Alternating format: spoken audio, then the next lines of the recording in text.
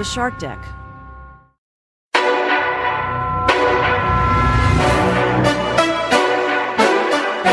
Hello and welcome to Palace Intrigue. I am your host, Mark Francis.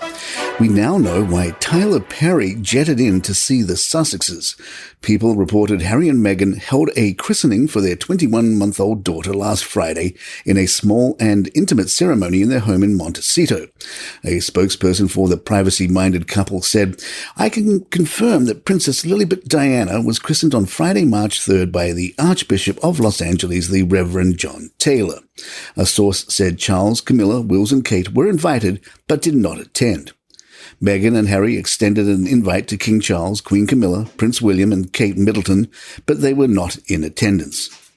An insider tells People there were between 20 and 30 guests at Friday's intimate gathering, including Meghan's mother, Doria Ragland, Lilibet's godfather, Tyler Perry, and an unnamed godmother. Following the ceremony, attendees were treated to an afternoon of food and dancing. Perry is said to have flown in for the ceremony from his home in Atlanta with a 10-person gospel choir that sang "Oh Happy Day" and "This Little Light of Mine," a song that was played at Meghan and Harry's wedding. Buckingham Palace has confirmed that Archie and Lilibet Mountbatten Windsor are now using their styles of HRH Prince Archie and HRH Princess Lilibet of Sussex.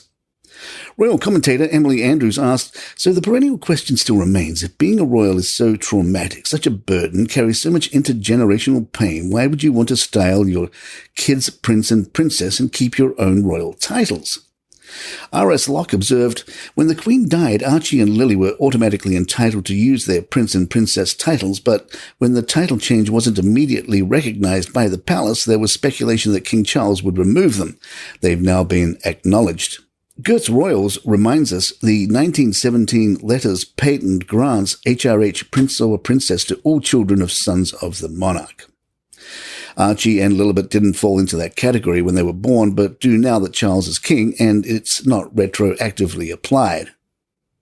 Royal Central had a question about the official statement which read, "The Archbishop of Los Angeles, the Reverend John Taylor." Royal Central walks us through the confusion.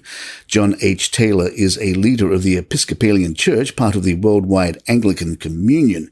Lilibet's grandfather, King Charles III, is the Supreme Governor of the Church of England, one of the largest bodies with the Anglican Communion.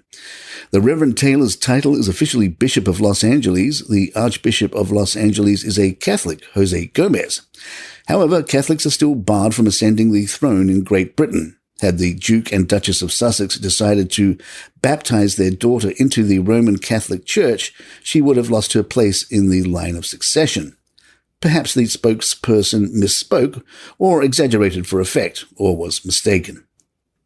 The topic was trending in Twitter early on Wednesday, with one Twitter user asking, "Wait, the couple who want their children to have normal lives christened their daughter Princess and had the Bishop of LA do the honors.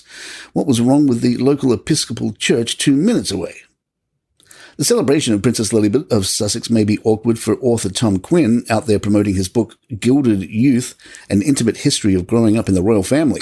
Just the other day, Quinn was commenting on Princess Lilibet of Sussex's name, saying, "Even naming this child sparked a diplomatic scuffle," hating even to think about the admittedly labyrinth rules of protocol that surround the British royal family.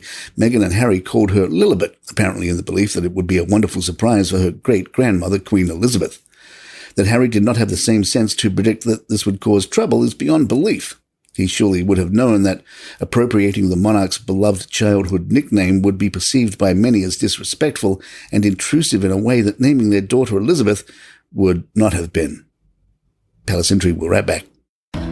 Hey, it's Jordan Ross Myers, the man behind Twitter's notorious Lee Radswell and Don Gunvalson. I'm inviting you to join me every week for the Pretty Corrupt podcast. Along with my co-host, reality casting director Stacey Noel Connor, and disgraced entertainment TV producer Nate Safer, we deconstruct pop culture's past, present, and future and probe the dark crevices of Hollywood, taking you inside the scandals, feuds, rises, and falls of society's rich and infamous. Alongside interviews with our celebrity friends and special guest hosts, everything is fair game on the Pretty Corrupt podcast. Every Tuesday on all streaming platforms and at storicmedia.com.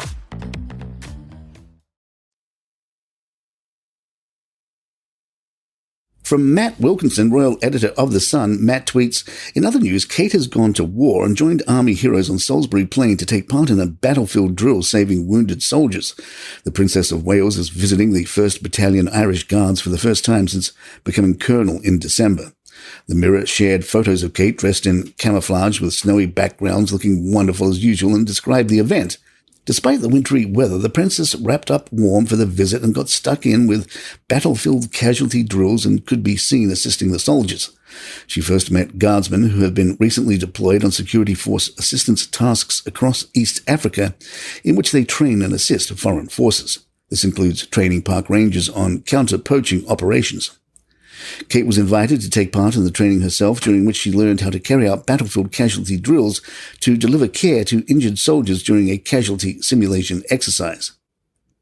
And Yahoo reports Prince Andrew is furious over being banned from wearing a velvet costume to the coronation.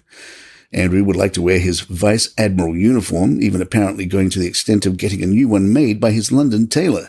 He remains a Vice Admiral because of his service in the Royal Navy. A royal insider said, "Andrew is furious. He's already not playing a part, and now he feels he is being disrespected and dictated to over something he is fully entitled to wear." Charles has reportedly opted to not wear traditional silk stockings and breeches at his coronation and will instead wear military uniform. Hey, he is the king. And there you have it. If you'd like to email us, our address is thepalaceintrigue@gmail.com. Please follow us on Spotify, iTunes, Google Podcasts, or even YouTube now, or whatever your podcast app of choice is. I'm Mark Francis. My thanks to John McDermott. This is Palace Intrigue. Good times. All right, here's the pitch. 5 stories. They're all good news. It's called 5 Good News Stories. No negative news, just good news. Nice, easy way to start your day. Hopefully a smile. Hi, I'm Johnny Mack, host of 5 Good News Stories. You get the premise? There's 5 stories, and they're all good news. So the number 5, Good News Stories. 5 Good News Stories. Follow the show wherever you get your podcasts.